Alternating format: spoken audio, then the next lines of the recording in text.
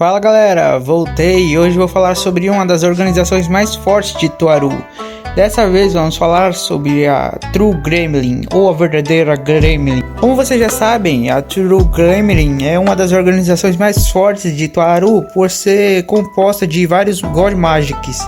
Além disso, ela é um grupo formado por deuses mágicos de várias religiões diferentes. É algo parecido com a Otnus, já que a Otnus foi a base para o deus nórdico Odin, e cada um deles serviu de base para algum deus de religiões também. Eles são um grupo que são a oposição a um grupo de mesmo nome chamado Gremlin, que foi liderado por Otnus. Sim, existem dois Gremlin no mundo de Toaru.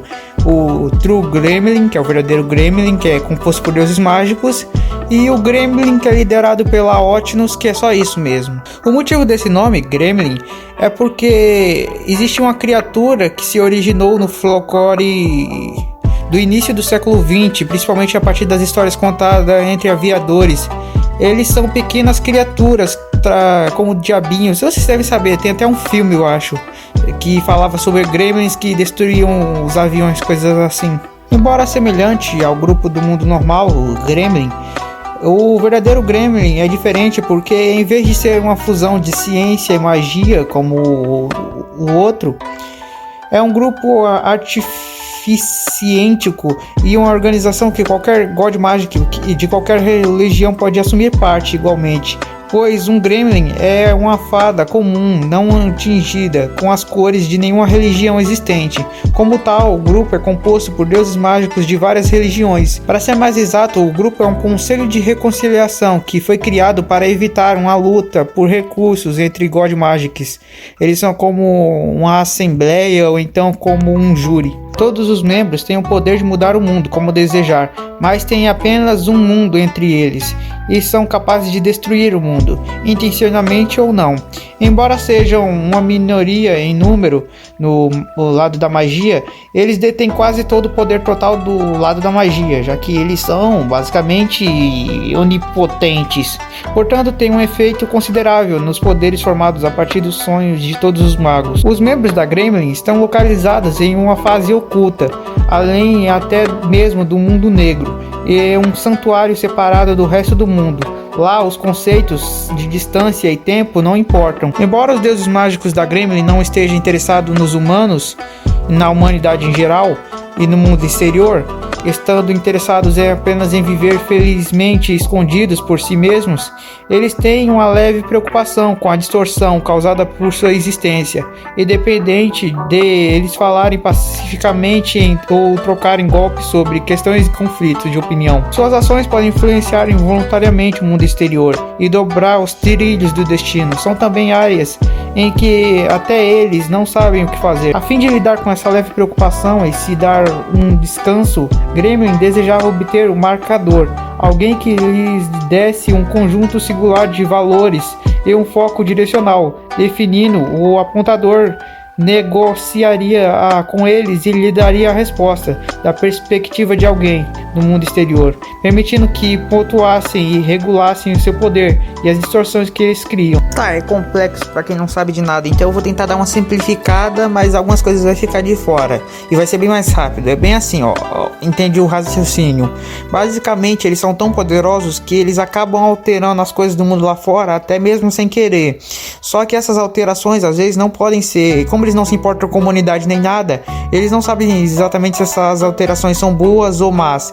Por isso eles precisavam de uma outra pessoa que decidisse isso para eles, que tivesse uma visão de uma pessoa que vive lá no mundo lá fora e com a visão dela conseguisse negociar com elas para que elas entendessem essa visão de uma pessoa comum e assim as alterações fossem boas, não fossem algo desfavorável ou desequilibrado apenas por capricho deles. E em troca de dar a eles paz de espírito, ou seja isso, eles concederiam os desejos e orações do seu artilheiro, permitindo que o artilheiro indiretamente imitasse ser um deus mágico e influenciasse o mundo. Uma coisa que vale falar é que esse artilheiro e o marcador que eu estava falando agora há pouco são tudo a mesma coisa, são essa pessoa do mundo exterior que tiraria as dúvidas e tal. Fica duas traduções diferentes porque às vezes é escrito de um jeito e às vezes é escrito de outro, aí eu fico confuso na hora de traduzir. O sumo sacerdote uma vez comparou essa ideia de marcador ou artilheiro a de um software de segurança, dando a eles uma mensagem de nenhuma ameaça encontrada. Seria algo como uma ferramenta que Deus utilizasse para julgar se suas ações estão corretas ou não. E o indivíduo que a Gremlin pretendia fazer de seu artilheiro era o Kamijou Touma, o portador atual do Imagine Breaker. Como eu já disse em outro vídeo, não se sabe exatamente quando a Gremlin surgiu. No entanto, alguns de seus membros mais antigos, como Nephist e Niang Niang, já existem há pelo menos 4.000 anos do tempo convencional. Eu falei isso lá no timeline de Tuaru. Em algum ponto no passado, Aleister Crowley teve a oportunidade de se tornar um deus mágico e um membro da Gremlin, mas preferiu permanecer como um humano. Os deuses mágicos estavam ligados aos fenômenos envolvidos na morte prematura de sua filha. Uma coisa que vale falar é que, como eu já havia dito antes, os God Magics são uma classe e, como eu falei, nem todos eles estão no mesmo nível. Uma coisa que tem que ser citada é que a verdadeira Gremlin é bem mais forte do que a minha waifu Otnus. Algumas provas que temos sobre isso é como, por exemplo, o fato de que a verdadeira Gremlin não tem a limitação dos 50-50 de Otnus. Otnus, para usar o seu 100% de poder como uma deusa mágica, precisava da Gangnir, algo que a True Gremlin não precisa. Outra prova é a fase oculta, como por exemplo, não sabemos se a fase oculta era de conhecimento da Otnus ou não, então não podemos dizer que ela não era capaz de entrar 100% de certeza. No entanto, existem indícios de que provariam que sim. Além, é claro, quando ela destruiu o mundo lá no arco da God Magic Otnus, ela não destruiu a fase oculta, e é claro, existe aquilo. Bom, para simplificar, um dos motivos por qual eles são extremamente mais poderosos do que a própria Otnus, uma deusa mágica capaz de destruir conceitos e outras coisas, mudando as fases do mundo, é que, bom, para começar, existe uma parte lá na história onde o Aleister acaba indo no mundo mágico, no mundo oculto, e rasga a costura, arruinando o mundo para eles.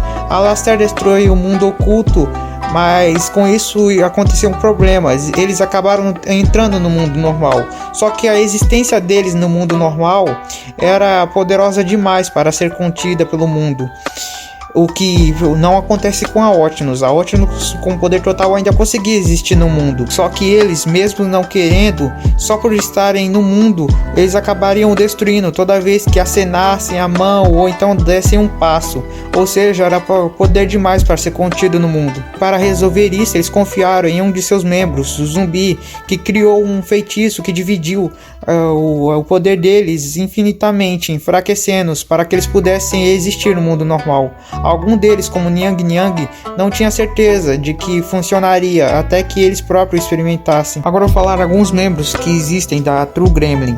Alguns deles são como, por exemplo, Nephist, que vem da mitologia egípcia, o Sumo Sacerdote, que vem da religião do budismo, variante japonesa. Temos também a Niang Niang, da religião chinesa, Zumbi, que é ligado ao voodoo, a Quimera, que é ligada ao grego, o Tezcatlipoca, que é asteca, a Nuada, que é celta, Poresperna, romano, e o Deus Esquecido, além, é claro, de alguns outros sem nome. Atual paradeiro.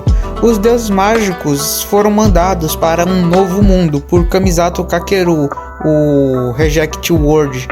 Lá, eles estavam até que gostando de viver em um mundo onde eles podiam fazer o que quisessem sem acabar destruindo o mundo ou distorcendo.